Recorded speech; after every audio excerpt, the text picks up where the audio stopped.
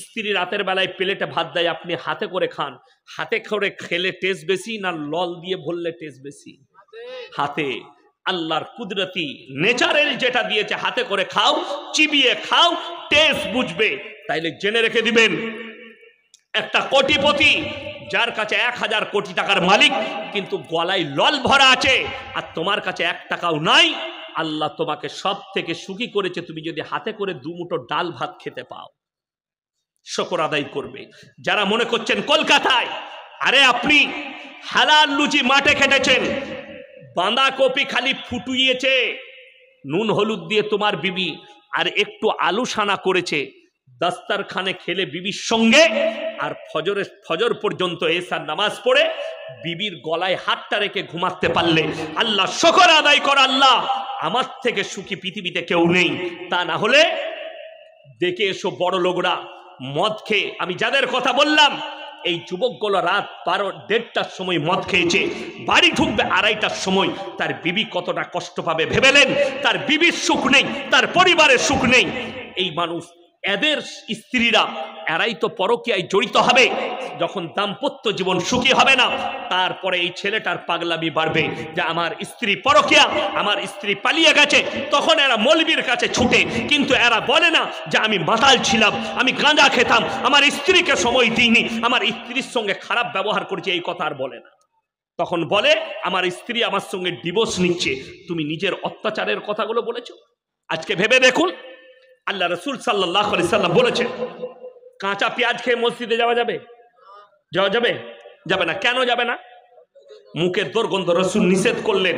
কেন? রসুল সাল্লাল্লাহু আলাইহি সাল্লামের হাদিস, তোমরা মুমিন হতে পারবে না ততক্ষণ পর্যন্ত যতক্ষণ পর্যন্ত তোমার কাছ থেকে তোমার প্রতিবেশী সুরক্ষিত নয়। সুরক্ষা পেতে হবে। আপনি ভেবে দেখুন, যদি কাঁচা পেঁয়াজের দুর্গন্ধর কারণে রসুল নিষেধ করে, বিড়ি সিগারেট গুটকা খেলে আতরের মতো সেন করে তো কি আর বলবো। আপনি আমার পাশে 6 মিনিট নামাজ পড়বেন, ঠিক বললাম না ভুল বললাম? একটা ওয়াক্তের আপনি এশার নামাজ পড়ছেন, খুব জোর 4 মিনিট থেকে 6 মিনিট আমার পাশে থাকবেন। তারপর আমাকে দুর্গন্ধ লাগলো, আমি সরে গেলাম ঘৃণা করে, আমি আলাদা জায়গায় সুন্নত পড়লাম, বেতের পড়লাম। কিন্তু ইমানদারির সঙ্গে বলুন, সব থেকে যে বেশি কষ্ট পাবে সে হচ্ছে তোমার বিবি। এশার নামাজ পড়ে খানা খেয়ে ফজর পর্যন্ত যার পাশে শুয়ে থাকবে, তোমার মুখে দুর্গন্ধে সে যে কষ্ট পাবে, ওই কষ্টের হিসেবটাই আল্লাহর কাছে দিতে পারবে না।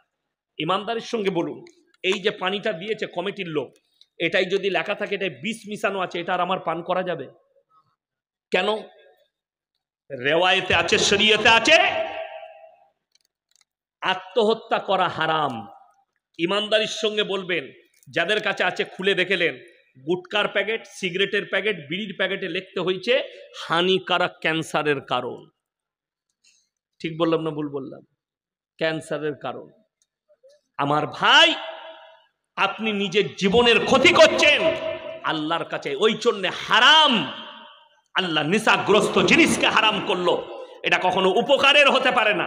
আজকে আমার আব্বাজির বয়স কত বললাম? 78 থেকে 80। গলার আওয়াজ নষ্ট হয়েছে দেখেছেন?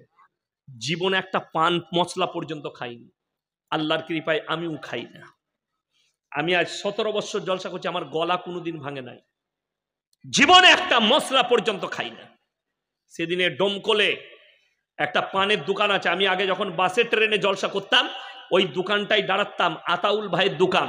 সে আমাকে গাড়ি চাপিয়ে দিত, বহরমপুরে এসে নেমে ট্রেন ধরে বাড়ি যেতাম। তার দোকানে দাঁড়িয়েছি, সেদিনে একটা মিষ্টি পান আমাকে না বলে বানিয়েছে। আমি বললাম আমি পান খাই না। বলে কি খাবেন? আমরা বিস্কুট দাও একটা, তোমাকে খুশি করার জন্য একটা বিস্কুট খাবো, একটা চকলেট খাবো। কিন্তু পান বিড়ি গুটকা, অবাক হবেন শুনেলেন, কমের লোকের দোষ নাই। আমি 1 মাস আগে হরিশ্চন্দ্রপুর জলসাই যাচ্ছি, একটা চায়ের দোকানে দাঁড়ালাম, চা খাবো। আমার ড্রাইভার বলল 2টো চা বানিয়ে দেন, হালকা মিষ্টি। চা বানাচ্ছে, একজন যুবক বললে হুজুর টাকাটা আমি দেবো। আমি বললাম আলহামদুলিল্লাহ, আল্লাহ তো আমাদের তকদিরে লেখেই দিয়েছে লোকের ঘরে খাবি, তুমি খাওয়াও। তো সে পয়সা দেওয়ার পরে আমাকে কি বলছে জানেন? চা খাওয়ার পরে, হুজুর 1খান সিগারেট দেবো। আমি সিগারেট কি বে? আমি তো ভয় খেয়ে গেছি। আমি বললাম হ্যাঁ গো, এইসব হারাম জিনিস আমি খাই না। সে বলে কেন?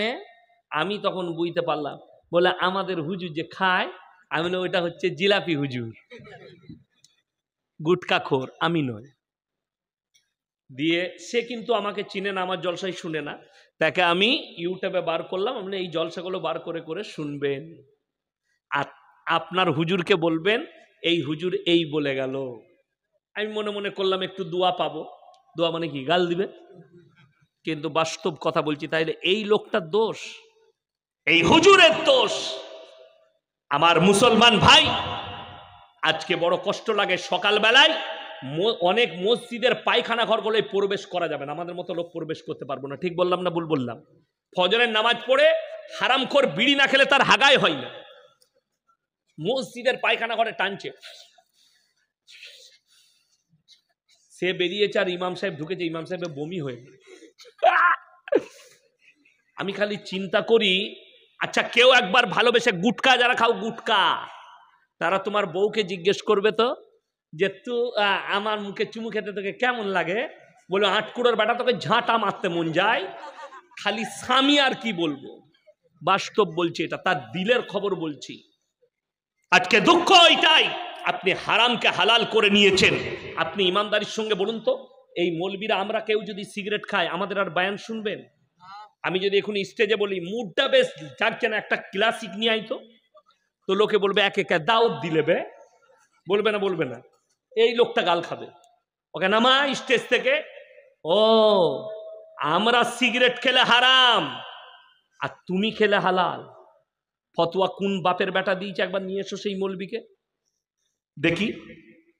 কষ্টটা ওই জায়গায়, আপনারা যেটা হালাল করে রেখেছেন আমাদের জন্য হারাম, আর আপনারা নিজেদের জন্য হালাল করেছেন। আর জেনে রেখে দিবেন, আল্লাহ যেটা হারাম করেছে গোটা মুসলিম উম্মার জন্য হারাম, ঠিক কিনা কথা বলেন? মৌলবি হোক সাধারণ হোক, সকলের জন্য হারাম। দাড়ি কাটাটা নেকির কাজ না দাড়ি রাখাটা? দাড়ি রাখাটা। আর আপনাকে আমি প্রমাণ দেবো, 100টা যুবকের মানুষের মধ্যে 80 জন দাড়ি চেঁচে দেয় সেলুনে বসে, ঠিক বললাম না ভুল বললাম? শুনেলেন? আপনি মমিনা মেয়েটা চিনতে পারবেন, আমাদের লোক চিনতে চায় না। একটা মেয়ে যে মমিনা কি করে চিনবেন? খালি বলে দেন তোমার সঙ্গে যে ছেলেটার বিয়ে হচ্ছে, ছেলেটার নামাজ পড়ে মুখে দাঁড়িয়ে আছে। অনেক মেয়ে কি জানেন, যদি শুনে ছেলে 5 ওয়াক্তের নামাজি, ছেলে দাড়ি রাখে, দাড়ি আছে, দাড়িওয়ালা নামাজি ছেলেকে বিয়ে করব না। কেন? ও তো পর্দায় রাখবে, ও তো বোরকা পরাবে, ও তো বাজার ঘোরাবে না, ও বিয়ে করবে কাকে? গুটকা খোরকে আর হারামখোর গাঁজা খোরকে।